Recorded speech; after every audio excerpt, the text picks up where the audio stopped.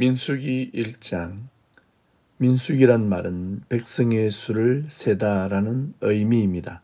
하나님은 모세에게 이스라엘 백성의 수를 조사하라고 하십니다. 민수기에는 총 2번의 인구 조사가 나오는데 본장에서는 출애굽한 1세대를 조사하고 뒤에 2세대를 조사합니다. 인구조사의 대상은 남자입니다. 각 지파별로 20세 이상 된 남자의 수를 세게 합니다. 20세 이상 남자를 카운트하는 것은 이들이 싸울 수 있는가의 기준을 삼은 것입니다. 출애굽한 이스라엘 백성들은 이제 한 나라가 되었습니다. 그러나 그들에게 다가올 일들은 수많은 전쟁이었습니다. 사람이 살기 어려운 광야에서 이제 전쟁도 준비해야 하는 삶이 그들에게 주어졌습니다. 하나님이 약속하신 젖과 꿀이 흐르는 가나안 땅은 쉽게 얻을 수 있는 것이 아닙니다. 우리도 이 땅을 밟고 살아가지만 영적인 가나안 땅, 영원한 하나님 나라를 바라보고 살아갑니다. 그 과정은 전쟁과 같은 시간입니다.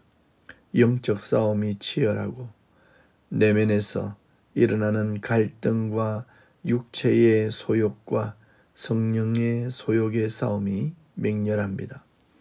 우리는 이 싸움에서 반드시 승리해야 합니다. 승리한 자만이 가나안에 들어갈 수 있습니다. 믿음의 조상 아브라함에게 나타난 하나님은 약속을 하셨습니다. 아브라함이 복이 되고 아브라함이 나라가 되며 아브라함의 자손들이 하늘의 별과 같이 바다의 모래같이 많아질 것이라 했습니다. 물론 비유적인 표현이지만 정말 수많은 자손들이 태어났습니다. 그리고 나라도 세워졌고 그들 속에 복의 근원이신 하나님께서 임재하셔서 그들과 동행하시고 갈 길을 인도하시며 항상 말씀하고 계신 것입니다. 하나님의 약속은 반드시 성취되는 것이며 그 결과가 반드시 드러나게 됩니다. 오늘 본문은 그러한 결과를 인구조사라는 수단을 통해 분명하게 드러내고 있습니다. 야곱의 12아들은 이스라엘의 조상들이 되어 각 지파의 대표가 되었습니다. 그들의 수는 이러합니다.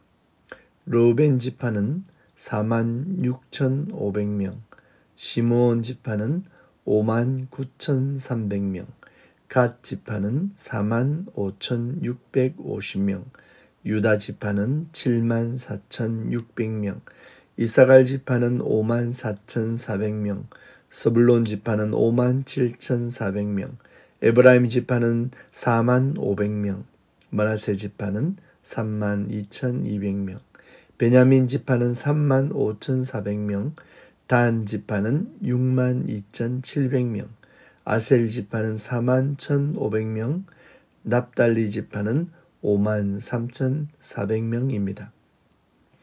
20세 이상으로 전쟁에 나가 싸울 수 있는 이스라엘 자손은 총 60만 3,550명이었습니다.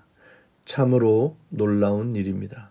전쟁할 수 있는 사람이 60만이 넘었다면 총 인구수는 약 200만에서 300만 정도가 된다고 볼 수 있습니다. 이렇게 많은 사람들이 출애굽하여 광야에서 먹고 마셔야 하며 잘 곳을 마련하고 생활해야 했습니다. 하나님의 특별한 돌보심 없이 광야라는 메마른 땅에서 살 수 없습니다. 한편으로는 광야 생활이 얼마나 불편하고 힘이 들었을까 생각해 봅니다. 그러니 가끔 그들의 입에서 불평과 불만이 쏟아져 나왔습니다. 하나님은 이스라엘을 광야로 인도하셔서 하나님의 도움 없이 살 수 없다는 것을 훈련시키신 것입니다. 오직 하늘만 바라보도록 하늘에서 양식이 내린 것이며 강이 없는 곳이지만 그 수많은 이들이 마실 생수를 공급해 주셨습니다. 하나님은 오늘도 하나님의 사람을 세고 계십니다. 오직 믿음의 사람을, 구원받을 사람을, 하나님의 양들을 세고 계십니다. 여러분과 여러분의 가족이 그 수에 포함되시기를 축복합니다. 이 광야와 같은 곳에서 살아가게 하시며 마실 물을 주시고 신선한 공기와 모든 필요를 채우신 하나님을 생각해 봅시다. 사람들은 우리가 똑똑해서 이 땅에서 살아간다고 생각하지만 하나님이 공급해 주시지 않은 것이 없습니다. 모든 것이 하나님에게서 왔습니다. 하나님에게 감사하는 하루가 되어야 하겠습니다. 한 가지 특이한 일은 레위인들은 인구조사에서 제외되었습니다. 레위인들은 군인으로 싸우는 일보다는 성막을 관리하고 운반하는 일을 맡았습니다. 이스라엘은 성막을 중심으로 모든 일이 진행되었습니다. 하나님 중심이었다는 것입니다. 전쟁도 하나님에게 달려 있습니다. 물론 전쟁 준비도 해야 하고 군사를 조사하고 훈련해야 하지만 그 중심에는 하나님이 계셨고 하나님의 지휘 아래 그들은 하루하루를 살아야만 했습니다. 성막은 예배하는 곳입니다. 이스라엘은 예배 중심 국가입니다. 예배하는 하나님 나라의 군사들입니다. 우리는 사실 구원을 향해 전진하는 사람들입니다. 이 땅에서 잠시 살다가 생을 마치고 그 후엔 아무것도 없다라고 생각하는 사람들이 아닙니다. 우린 더 선명한 하나님 나라를 바라보고 사는 사람들입니다. 그러나 우리에겐 그 믿음을 희미하게 하는 불신과 불편한 일들이 엄습해 오기도 합니다. 성막에 외인들을 오지 못하게 해야 합니다. 외인이 오면 반드시 죽여야 합니다. 하나님의 백성은 하나님만 바라봐야 합니다. 오직 믿음을 소유하고 끝까지 믿음을 지키고 달려가야 합니다. 내 마음에 외인이 오지 못하게 해야 합니다. 사탄이 뿌리 내리지 못하게 해야 하며 죄악이 들어오지 못하도록 막아야 합니다.